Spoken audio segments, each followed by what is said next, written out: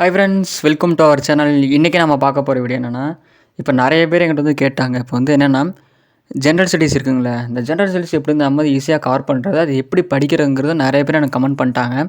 அதை வந்து சரி நான் இப்போ ஒரு வந்து வீடியோவை மேக் பண்ணி போடுறேன். இப்போ பார்த்துட்டிங்கன்னா இந்த இந்த வீடியோ வந்து ஸ்கிப் பண்ணாமல் பார்த்தா தான் உங்களுக்கு வீடியோ புரியும். ஸ்கிப் பண்ணி பார்த்துட்டிங்கன்னா இது எப்படி படிக்கணும், எப்படி கவர் பண்ணுறதுங்கிறது உங்களுக்கு தெரியாது. ஓகேங்களா? அதே மாதிரி ஸ்கிப் பண்ணாமல் பாருங்கள், ஸ்கிப் பண்ணாமல் பார்த்தா தான் புரியும். சரி, ஓகே. இப்போ வீடியோக்குள்ளே போய்க்கலாம். இப்போ நான் நிறைய வீடியோவில் சொல்லியிருக்கேன், உங்கள்கிட்ட வந்து இந்த மாதிரி ஒரு சிலபஸ் இருக்கணும். ஓகேங்களா? சிலபஸில் இப்போ வந்து நீங்கள் ஃபஸ்ட்டு என்னென்னா, நீங்கள் ஃபஸ்ட்டு எதை படிக்க போகிறீங்கிறது உங்களுக்கு ஃபஸ்ட்டு ஒரு தெளிவானது வரணும். நீங்கள் புவியியல் படிக்க போகிறீங்களா, இல்லை அப்படின்னா வரலாறு படிக்கிறீங்களா, இல்லை பாலிட்டியா, இந்திய பொருளாதாரமா, ஐஎன்எம் படிக்கிறீங்களா, இல்லை யூனிட் 8, 9 படிக்கிறீங்களா, மேக்ஸ் படிக்கிறீங்களா அப்படிங்கிறது கிளியரான ஒரு கண்டென்ட் உங்களுக்கு வேணும். ஓகேங்களா? கிளியரான கண்டென்ட் வேணும். இன்னொன்று, நான் ஆல்ரெடி தமிழ் சொல்லிக் கொடுத்தேன் பார்த்தீங்களா, தமிழுக்கு எப்படி சொல்லிக் கொடுத்தேன், வேட்டு ஸ்டடி நல்ல வேட்டு ஸ்டடி வேணுமா, இந்த பாருங்கள். சயின்ஸுக்கு நான் வச்சுருக்கேன்னா பார்த்துங்க, சயின்ஸுக்கு இது இப்போ பார்த்தீங்கன்னா சிலபஸீஸ் இருக்குது. சிலபஸில் டாபிக் பார்த்தீங்கன்னு வச்சுக்கோங்க, சிலபஸீஸ் டாப்பிக்கு அந்த டாபிக் எந்தெந்த பாடத்தில் கவர் ஆகுங்கிறத நான் வச்சுருக்கேன்னா, அந்த மாதிரி உங்களுக்கு ஒரு நல்ல வேட்டு ஸ்டடி வேணும். ஓகேங்களா? பாருங்கள், வரலாறில் பாருங்கள், வரலாறு 6th புக்கில் என்ன படிக்கணும், 7th புக்கில் என்ன படிக்கணும், 9th book, 11th book, 11th ethics என்ன படிக்கணும் அப்படிங்கிறத நான் மொத்தமாக நான் எழுதி வச்சுருக்கேன். பார்த்தீங்களா? இந்த மாதிரி உங்களுக்கு ஒரு வேட்டு ஸ்டடி வேணும் இல்லைங்களா?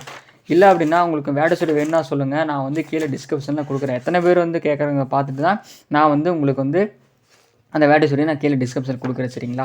இப்போ பார்த்துட்டிங்கன்னா உங்களுக்கு எப்படி இதை படிக்குங்கிறத சொல்லித்தரேன். ஓகேங்களா? இப்போது ஃபஸ்ட்டு வந்து நம்ம வரலாறு படிக்கிறோன்னு வச்சுக்கோங்களேன். வரலாறு படிக்கிறோன்னு வச்சுக்கோங்களேன். இப்போ வந்து நீங்கள் சிலபஸ் எடுத்துக்கோங்க.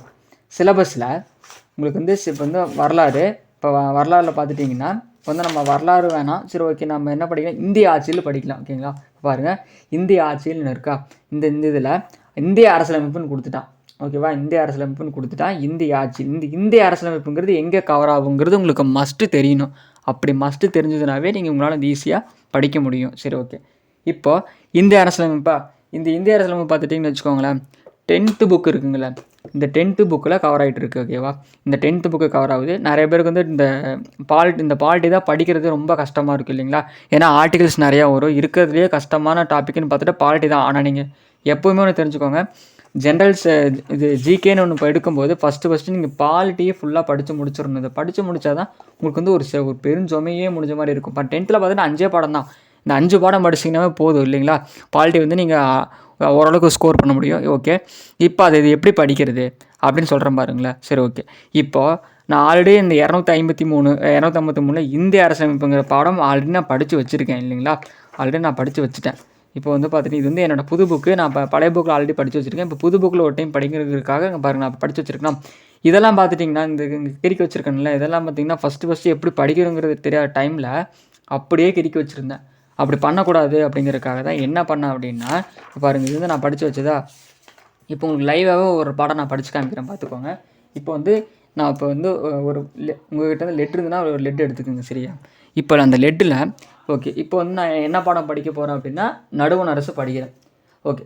இப்போ இந்த நடுவண் அரசில் இந்த நம்ம தமிழில் கட்டளை நோக்கம் படிப்போம். ஆனால் இதிலலாம் அதை படிக்கணும்னு நம்மளுக்கு அவசியம் இல்லை, அதை அப்படியே விட்டுருவோம். இப்போ பாருங்கள், அறிமுகம் வந்து எல்லா இதுலையும் நம்ம படிக்கணும். இது கன்ஃபார்ம் நான் படித்து தான் ஆகணும். இப்போ பாருங்கள், அறிமுகமாக இந்திய நாட்டின் உயர்ந்த அரசாங்க அமைப்பு நடுவண் அரசு ஆகும். ஓகேவா?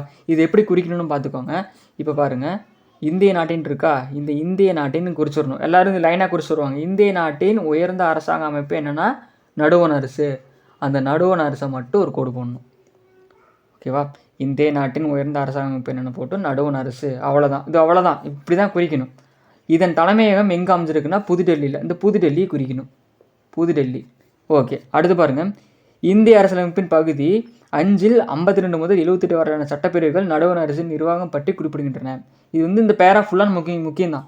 நாம் என்ன பண்ணுவோம், நிறைய பேர் அப்படியே ஃபுல் அப்படின்னு கோடு போட்டு வரல, அப்படி பண்ணக்கூடாது. இப்போ பாருங்கள், இந்திய அரசியலமைப்பின் அரசியலமைப்பு பகுதி 5 52 ஒரு குறிக்கிறீங்க, 78 ஒரு குறிக்கணும் இல்லையா? குறிச்சிட்டு வரான சட்டப்பிரிவுகள் நடுவண் அரசின் நிர்வாகம் பற்றி குறிப்பிடுகின்றன.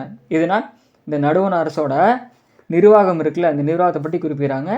ஓகே, குறிப்பிடுறேன், அவ்வளோதான். இப்படி தான் குறித்து படிக்கணும் இல்லையா? இப்போ பார்த்தீங்கன்னா நான் ஆல்ரெடி இங்கே பாருங்கள், ஆல்ரெடி இந்த குறித்து படிச்சுட்டு இருந்திருக்கேன்ல. இப்போ பாருங்கள், ஒரு நிமிஷம். இப்போ பாருங்கள், நான் ஆல்ரெடி அங்கே பாருங்கள், இங்கே நான் நிறைய குறித்து படித்து வச்சுருக்கிறேன்னா, ஆனால் இந்த பேரா ஃபுல்லாக முக்கியம் தான். நான் எப்படி குறிச்சிருக்கிறேன் பாருங்கள், இந்த மாதிரி குறிக்கக்கூடாது. இது இப்படி குறித்து நம்ம படிக்கிறதுக்கு ஒரு இன்ட்ரெஸ்ட் கொடுக்காது இல்லையா. இப்போ நான் இந்த பாடம் படிச்சிருக்கேன்ல, இந்த பாடம் எப்படி குறிச்சிருக்கோம் பார்க்கவே ஒரு நீட்னஸ் கொடுக்குதா. இது 2 லைன் தான். ஏன்னா இந்திய நாட்டின் உயர்ந்த அரசாங்க அமைப்பு நடுவண் அரசு. அவரோட தலைமை எங்கே இருக்குது? டெல்லியில் இருக்குது. இந்திய அரசியலமைப்பின் பகுதி 5லேருந்து 52 முதல் 77 வரைக்கும் நடுவண் அரசோட நிர்வாகம் பற்றி சொல்லுது. முடிஞ்சுதா? உங்களுக்கு பார்த்தீங்களா பாயிண்ட் வந்து ஈஸியாக புரிஞ்சுதா. நீங்கள் கசகசன்னு குறிக்காமல் இந்த மாதிரி நீங்கள் படிக்கும்போது உங்களுக்கு எப்படி இருக்குது, உங்களுக்கு எப்படி ஜிகே குறிக்கணும், எப்படி படிக்கணும் உங்களுக்கு வந்து தெரிஞ்சிருச்சா. கசகசன்னு குறிக்கக்கூடாது. ஒரு ஃபஸ்ட்டு ஓரலாக படிக்கிறீங்க. எனக்கு வந்து நான் இப்போ ஆல்ரெடி படித்து வச்சதுனால நான் வந்து டக்குன்னு குறிச்சிட்டேன். இது பிகினராக இருக்கலாம், இது எப்படி குறித்து படிக்கணுங்கிறது தெரியாத கூட இருக்கலாம். அவங்களுக்கு வந்து இது ரொம்ப கஷ்டமாக இருக்கும். ஓகே இல்லையா. இப்போ நீங்கள் ஒரு பேரா படிக்கிறீங்க, நீங்கள் உங்களுக்கு தெரிஞ்சிடும். தெரிஞ்சதுக்கப்புறம் நீங்கள் என்ன பண்ணுறீங்கன்னா குறிக்கணும். இல்லை எனக்கு வந்து எனக்கு வந்து பார்த்துட்டிங்க அப்படின்னா எனக்கு வந்து இது குறிக்கவும் தெரியல இல்லையா. எனக்கு வந்து இது குறிக்க தெரியல, நான் எப்படி குறிக்கணும் அப்படின்னு பார்த்தீங்கன்னா ஆன்லைனர் புக் இருக்கா, இந்த ஆன்லைனர் புக்கை எடுத்துக்கோங்க. நான் ஆல்ரெடி சொல்லி கொடுத்துருக்கேன்ல, தமிழ்லேயும் சொல்லி கொடுத்துருக்கேன், ஜிகே கோட்டையும் சொல்லித்தரேன் இல்லைங்களா. இப்போ பாருங்கள், இப்போ வந்து நமக்கு என்ன, இப்போ குடிமையில் தானே கவர் ஆகணும். இப்போ பார்த்தீங்கன்னா குடிமையில் இந்திய அரசில் இப்போ நடுவண் அரசான்னு சொன்னேன். பேஜ் நம்பர் பாருங்கள், 100வது பேஜில் இருக்கா. இப்போ 100வது பேஜ் நான் எடுத்துட்டேன்.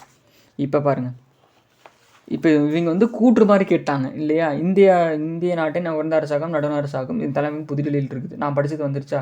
கூற்று ரெண்டுமே சரி. அடுத்து பாருங்கள், இந்திய அரசு நடுவண் அரசின் நிர்வாகம் பற்றிய சட்டப்பிரிவுகள் எதுனா 52-78 கரெக்டாக. நான் அந்த 2012 ஒரு பேரா படிச்சேன்ல, அந்த 2 பேராவோட வந்துச்சு பார்த்தீங்களா. எப்படி படிக்கணும்னு அவங்க கொஸ்டின் எடுத்திருக்காங்களா.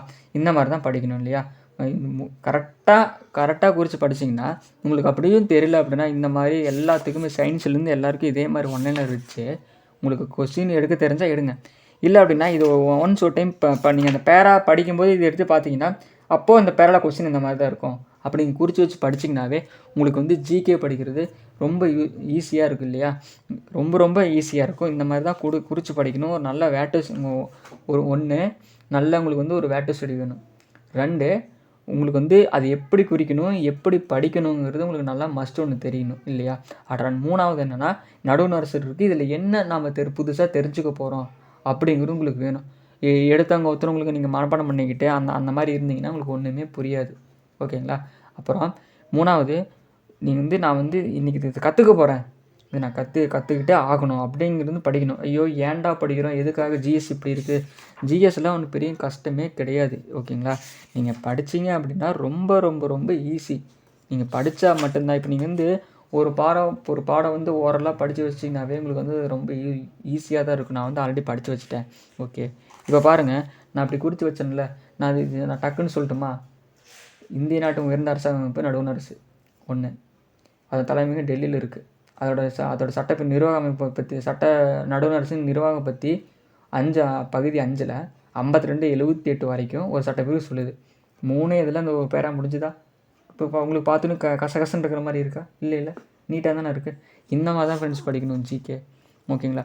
இப்படி நீங்கள் இப்போ படிச்சுட்டு வந்துட்டீங்க அப்படின்னா உங்களுக்கு வந்து ரொம்ப யூஸ்ஃபுல்லாக இருக்கும். இல்லை எனக்கு வந்து இப்படி படித்தாலும் புரியல, இல்லை அப்படி படித்தாலும் புரியல, நான் என்ன பண்ணணும் அப்படின்னு ஒரு கேள்வி இருக்குது. அந்த கேள்விக்கு என்ன பண்ணணும்னா, இப்போது யூடியூப்பில் பார்த்துட்டிங்கன்னா நடுவண் அரசுன்னு போட்டிங்கன்னா யாரோ ஒருத்தர் கிளாஸ் எடுத்திருப்பாங்க. அந்த கிளாஸை கவனிங்க.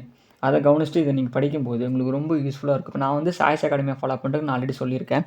இப்போ நான் வந்து அந்த சாய்ஸ் அகாடமி சார் சொல்லும்போது நான் அப்படியே ஃபாலோ பண்ணிட்டு வருவேன்னா, அப்படி நான் ஃபாலோ பண்ணிட்டு வரும்போது எனக்கு வந்து அது ரொம்ப யூஸ்ஃபுல்லாக இருக்கும். இப்போ பாருங்கள், அவர் சொல்லிக் கொடுத்தது அது இப்படி அழகாக சொல்லி கொடுத்துருக்காரா. அழகாக சொல்லிக் கொடுக்கும்போது நீங்கள் இப்படி குறிக்கணும், இப்படி படிங்க அப்படிங்கும்போது எனக்கு ஈஸியாக புரிஞ்சிச்சு. அதெல்லாம் அவரோட பழைய வீடியோவில் சொல்லிக் கொடுத்தது. அதெல்லாம் பார்த்துட்டிங்கன்னா அவர் ஃபேஸ் காமிக்காமல் வெறும் ஸ்க்ரீன் ரெக்கார்ட் பண்ணி போடுவாங்கள்ல, அந்த வீடியோவில் சொல்லிக் கொடுத்தது. எனக்கு வந்து இப்போ அது வந்து பார்த்திங்கன்னா ரொம்ப யூஸ்ஃபுல்லாக இருக்குது. சரிங்களா. இதே மாதிரி தான் ஃப்ரெண்ட்ஸ் ஜிகே நீங்கள் கவர் பண்ணிட்டு வரணும். மனப்பாடம் பண்ணாமல் கரெக்டாக படிச்சுட்டு வந்தீங்கன்னா உங்களுக்கு வந்து இது ரொம்ப யூஸ்ஃபுல்லாக இருக்கும். ஓகேங்களா. இப்போ நான் வந்து இப்போ ஜிஎஸ்க்கு ஒரு வீடியோ போட்டேன். நெக்ஸ்ட்டு பார்த்துட்டிங்கன்னா மேக்ஸுக்கு கேட்டிருக்காங்க. நான் அது மேக்ஸு எப்படி ஈஸியாக படிக்கணுங்கிறத சொல்லித்தரேன். சரிங்களா. உங்களுக்கு இந்த வீடியோ பிடிச்சிருந்ததுன்னா மட்டும் லைக் பண்ணுங்கள், ஷேர் பண்ணுங்கள். இதே மாதிரி ஜிஎஸ் படிக்க தெரியாமல் உங்கள் ஃப்ரெண்ட்ஸ் யாரும் இருந்தாங்கன்னா அவங்களுக்கு இந்த வீடியோ ஷேர் பண்ணிவிடுங்க. உங்களுக்கு யூஸ்ஃபுல்லாக இல்லைனாலும் உங்கள் ஃப்ரெண்ட்ஸுக்கு யூஸ்ஃபுல்லாக இருக்கும். இதே மாதிரி ஒரு நல்ல வீடியோவில் நம்ம சேனலில் நெக்ஸ்ட் டைம் ஒரு வீடியோவில் பார்க்கலாம். ஓகே ஃப்ரெண்ட்ஸ், நான் வந்து இப்போ நெக்ஸ்ட் வீடியோவில் பார்க்கலாம். இப்போது நான் கடைசியாக ஒன்று சொல்லிக்கிறேன். இப்போ நீங்கள் படிக்க வந்துட்டீங்க அப்படின்னா நான் வந்து ஜாப் வாங்கியே தீரணுங்கிற நோக்கத்தில் வாங்க. சரியா. இல்லை நான் வந்து படித்தா போதும் அப்படின்ட்டு வராதீங்க. அப்படி அப்படி இல்லைன்னா நீங்கள் இந்த ஃபீல்டு விட்டு வெளியே போயிருங்க. வேலை வாங்குங்கிற நோக்கத்தில் வாங்கினா அப்படி இருந்தால் மட்டும்தான் வாங்க முடியும். ஓகே ஃப்ரெண்ட்ஸ், நான் வந்து நெக்ஸ்ட் வீடியோவில் பார்க்கலாம்.